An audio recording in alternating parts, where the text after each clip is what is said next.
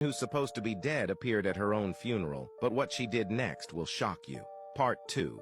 After her husband attempted to kill her by hiring a serial killer, she was just happy to have survived such a traumatic ordeal. Instead of immediately calling the police, she decided to take ultimate revenge on her husband. When he threw a funeral for her, believing Novella was dead, she decided to show up, and what happened next will shock you.